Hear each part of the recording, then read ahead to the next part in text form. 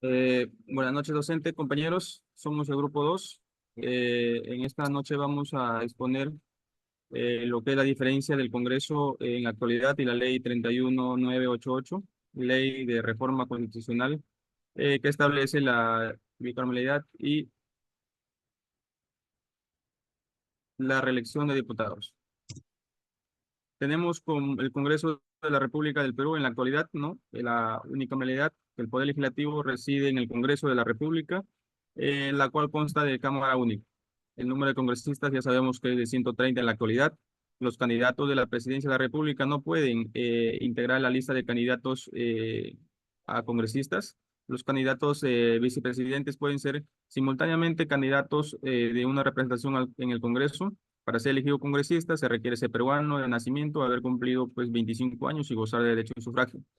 Los parlamentarios no pueden ser reelegidos para un nuevo periodo de manera inmediata en un mismo cargo.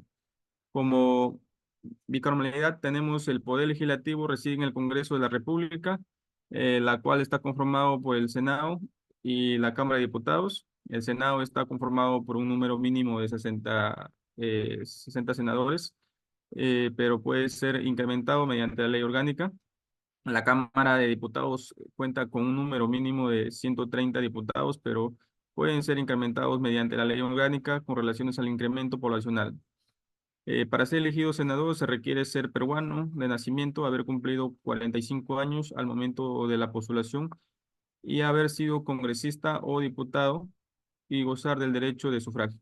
Para ser elegido diputado se requiere ser peruano de nacimiento, haber cumplido 25 años al momento de la postulación y gozar del derecho de sufragio. Los candidatos a la presidencia y vicepresidencia de la República pueden ser simultáneamente candidatos a senador o diputados. Los senadores y diputados pueden ser reelegidos de manera inmediata en el mismo cargo.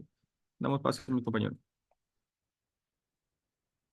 El Congreso actual es el que elabora y aprueba su reglamento y tiene fuerza de ley. La bicameralidad, quienes lo hacen son el Senado y la Cámara de Diputados, que elaboran y aprueban sus propios reglamentos y también tienen fuerza de ley. En la comisión permanente, corresponde a la comisión permanente acusar ante el Congreso al presidente de la República, a sus representantes, al Congreso, a los ministros de Estado, a los miembros del Tribunal Constitucional, a los miembros del Consejo Nacional de la Magistratura, a los vocales de la Corte Suprema, a los fiscales supremos, al defensor del pueblo, al Contralor General, por infracción de la Constitución y por todo delito que cometan en el ejercicio de sus funciones y hasta 5 años después de que hayan cesado. En la bicameralidad, quienes hacen esa función es la Cámara de Diputados, de acuerdo con su reglamento, acusan ante el Senado al presidente y a todos los que se han mencionado. Son atribuciones de la Comisión Permanente que en el Congreso actual, los miembros de la Comisión Permanente del Congreso son elegidos por su número tiende a ser proporcional de los representantes de cada grupo parlamentario, no menos de 20 ni mayor de 25. Son atribuciones del Congreso actual designar al Contralor General de la República a propuesta del Presidente de la República, ratificar la designación del presidente de la Banca Central de Reserva y de la Superintendencia de Bancas y Seguros y Administraciones Privadas de Fondos de Pensiones, aprobar los créditos suplementarios, ejercitar delegaciones y facultades legislativas que el Congreso le otorga. No pueden delegarse a la Comisión Permanente materias relativas de reforma constitucional ni aprobación de tratados internacionales, leyes orgánicas, leyes constitucionales, ley de presupuesto y ley de cuenta general de la República. Lo demás, de acuerdo, está asignado en la Constitución. En la bicameralidad, quienes cumplen con esta función, la función permanente está conformada por igual número de senadores y diputados elegidos por sus respectivas cámaras. Lo preside el Congreso y algunas de las funciones son parecidas a las anteriores del Congreso actual, a diferencia de que en la Comisión Permanente de la Bicameralidad, quien se encarga de darle permiso al presidente para que salga del país, es esta Comisión Permanente exactamente conformada por Cámara de Diputados. Continúa, compañero. Claro, el tema que expondré hace referencia a las atribuciones del Congreso y el procedimiento relacionado con los proyectos de ley conforme lo establece nuestra Constitución Política. Primero, respecto a las atribuciones del Congreso, debemos señalar lo siguiente. El Congreso de la República, como órgano representativo y legislativo, tiene diversas atribuciones expresamente señaladas en la Constitución. entre las cuales podemos destacar: 1. La facultad de dictar leyes y resoluciones legislativas, como así interpretar, modificar o derogar las existentes. También tiene la función de velar por el respeto a la Constitución y a las leyes, disponiendo lo necesario para garantizar la responsabilidad de quienes las infringen. También tiene la aprobación, puede aprobar los tratados internacionales conforme lo señala la Constitución.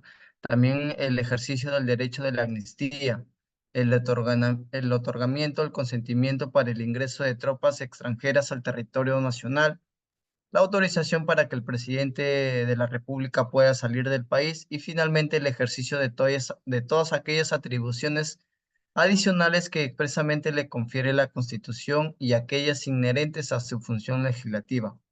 En cuanto al procedimiento sobre los proyectos de ley, debemos precisar lo siguiente: que ningún proyecto de ley puede ser aprobado sin haber pasado previamente por la respectiva comisión dictaminadora, salvo las excepciones que la propia Constitución o el reglamento del Congreso lo establezcan. Los proyectos de ley deben ser debatidos y aprobados por cada cámara respectiva. En el caso de un Congreso bicameral, es decir, por la Cámara de Diputados y luego por la Cámara de Senadores, tienen que seguir el siguiente procedimiento. Aprobado el proyecto por la Cámara de Diputados, este es remitido a la Cámara de Senadores para su revisión. Si el Senado lo aprueba sin modificaciones, el proyecto se remite al presidente de la República para su promulgación. Si el Senado formula modificaciones, el proyecto retorna a la Cámara de Diputados para que éste se pronuncie sobre dichas modificaciones. Y si se aprueba en ambas cámaras, pasa a ser autógrafo de ley es remitida al presidente para su promulgación. En el caso de que el Senado rechace el proyecto en su totalidad, este será archivado. Continúa, compañera. Ambos sistemas coinciden en que las leyes orgánicas requieren el voto de más de la mitad de los miembros para su aprobación o modificación. Esto asegura que las leyes importantes tengan un consenso amplio. Aquí también vemos una ampliación en el sistema bicameral. Además del presidente y los congresistas, se da iniciativa a otros poderes del Estado, instituciones autónomas, gobiernos regionales, gobiernos locales, colegios profesionales y ciudadanos. Esta ampliación podría generar más participación ciudadana en la creación de leyes. En ambos casos, el presidente recibe la ley para promulgarla en aproximadamente 15 días. Si no lo hace, el presidente del Congreso la promulga.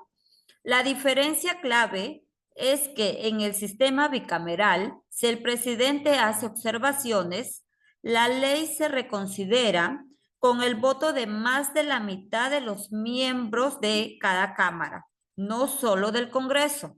Además, en el sistema bicameral, el Senado tiene la capacidad de derogar o modificar decretos legislativos o de urgencia y decretos supremos, y el presidente del Congreso es quien promulga estas leyes. Le doy pase a mi compañera.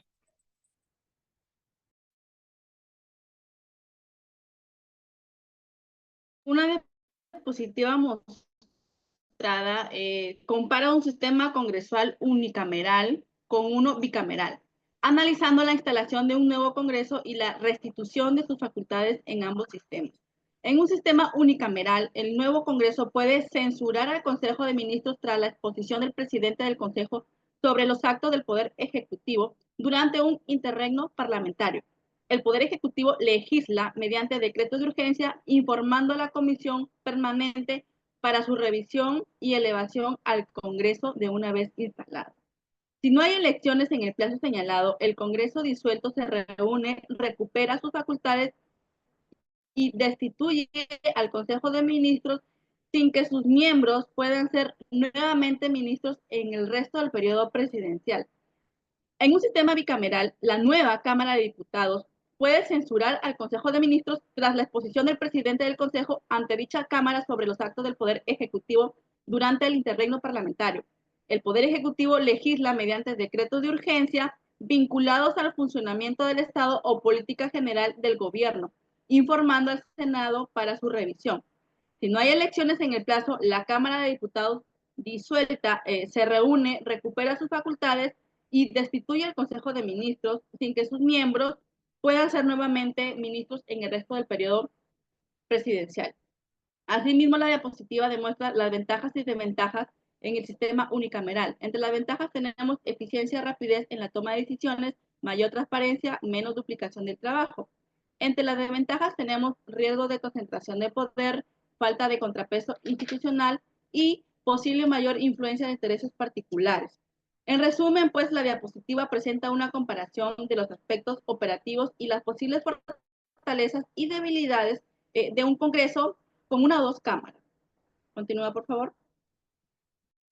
Tenemos como estructura orgánica del Congreso la organización parlamentaria y los servicios parlamentarios.